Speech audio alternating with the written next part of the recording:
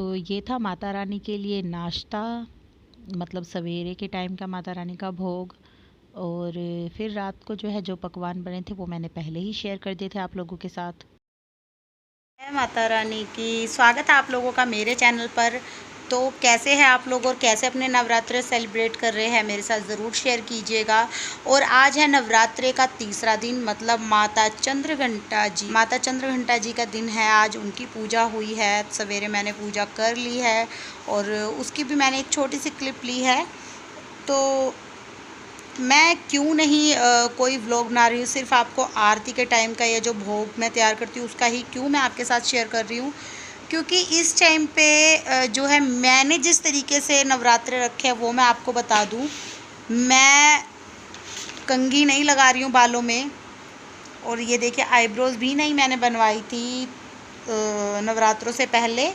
कंघी नहीं लगा रही हूँ मैं, सिर पे मेरे नेल्स बढ़ गए थे, मैं नेल्स भी नहीं काट पाई हूँ। दूसरा क्या है कि मैं पैरों में चप्पल नहीं डाल रही हूँ, मतलब नंगे पैर रह रही हूँ। और तीसरी जो चीज़ है वो ये है कि मैं जहाँ मैंने जोत जलाई हुई है, क्योंकि मैंने अब की बार अखंड जोत जलाई है माता रानी की, तो जहाँ जोत जल रही है मैं वहीं नीचे बिस्तरा लगा के वहाँ सोती हूँ। तो इस वजह से जो है थोड़ा सा मैं कंट्रोल करती हूँ कि बहुत ज़्यादा या तो बात ना करूँ, या अगर बात कर रही हूँ तो फिर कुछ एनर्जी जो है बचा के रखूँ, क्योंकि माता रानी का भोग जो है वो तैयार करना पड़ता है रात को, और बच्चे संभालने होते हैं, रानी का भोग रेडी करना होता है, बच्चे संभालने होते हैं। तो उस वजह से मैं थोड़ा सा कंट्रोल करती हूँ। और एक और चीज़ है, आप लोग अब ये भी कहेंगे कि अपने आप को कष्ट देना ज़रूरी नहीं है, माता रानी तो बिना किसी अपने शरीर को कष्ट दिए वो आपकी बात मान लेती है। तो मैं एक एग्ज़ाम्पल दूंगी, जो मतलब क्योंकि जब मैं छोटी थी ना, तो हमारी जो टीचर थी वो बोलती थी कि भगवान हमें नहीं कहते हैं कि हम अपने शरीर को कष्ट दें। भगवान किसी भी भक्त को ये नहीं बोलते कि तुम मेरी भक्ति करो और अपने आप को कष्ट दो, ठीक है। जैसे हम जन्माष्टमी का व्रत रखते हैं या कोई भी व्रत रखते हैं तो उसमें हम भूखे रहते हैं, तो मेरी टीचर का बोलना था कि भगवान हमें नहीं बोलते कि तुम भूखे रहो। तो मैं उसी चीज़ पे मेरी जो थिंकिंग थी वो थोड़ी अलग थी। मेरी जो सोच थी वो ये थी कि जैसे जब एक छोटा बच्चा होता है वो रोता नहीं है तो उसकी माँ को नहीं पता चलता कि उसको भूख लगी है या उसे कोई तकलीफ़ है या कुछ है ना। मतलब एक कहावत है कि बिना रोए तो माँ भी दूध नहीं पिलाती है, मतलब बच्चा जब तक रो के ना बताए तब तक माँ भी जो है उसको दूध नहीं पिलाती है कि उसको भूख लगी है क्या है।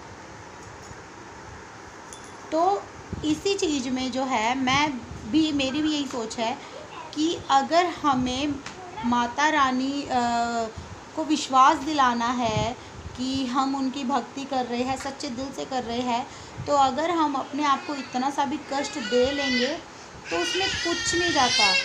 क्योंकि माता रानी जो है, अगर हम अपने आप को कष्ट देंगे तो माता रानी खुद हमें इतनी शक्ति दे देती है कि हम उस सिचुएशन से बड़ी आसानी से निकल जाते हैं। जैसे मैं आपको बताती हूँ कि मैं, आप सब लोगों को पता है कि मेरी तबीयत ठीक नहीं रहती थी, अभी पीछे जो है मैं व्लॉग भी जो है कंटिन्यू नहीं कर पा रही थी। और मुझे मॉर्निंग में बहुत ज़्यादा सिकनेस महसूस होती थी, मॉर्निंग सिकनेस स्टार्ट हो गई थी, जबकि प्रेगनेंसी वगैरह का तो कुछ था नहीं, पर फिर भी मुझे मॉर्निंग सिकनेस हो गई थी। तो मुझे डाउट हो रहा था कि अरे कोविड तो नहीं टेस्ट कराना पड़ जाएगा, फिर मुझे वो थायराइड तो नहीं हो गया है, या फिर मुझे लगा बीपी की प्रॉब्लम तो नहीं है, क्योंकि मैंने जब अपनी मदर से, मतलब मेरी मम्मी से मैंने जब डिस्कस किया तो मम्मी ने बोला कि बीपी चेक करा लो, शायद बीपी की प्रॉब्लम है। पर जैसे ही फर्स्ट नवरात्रा लगा, क्योंकि पहले क्या होता था जब नवरात्रे नहीं थे तो मैं उठती थी, पानी पी लेती थी, उसके बाद जो भी पूजा पाठ करना है मेरे हस्बैंड कर लेते थे या मैं, मतलब हम दोनों में से कोई भी एक कर लेता था। पर नवरात्रों में ये मेरी कोशिश होती है कि मैं ही मतलब पूजा पाठ करूं, माता रानी की जोत जगाऊं, माता रानी का भोग तैयार करूं। तो ये जो सारी चीज़ें हैं, तो मेरी जो दुख तकलीफ़ थी या मेरी जो तबीयत ठीक नहीं थी, वो नवरात्रि वाले दिन मेरे शरीर में मुझे ऐसा लगा कि कोई दिक्कत नहीं है।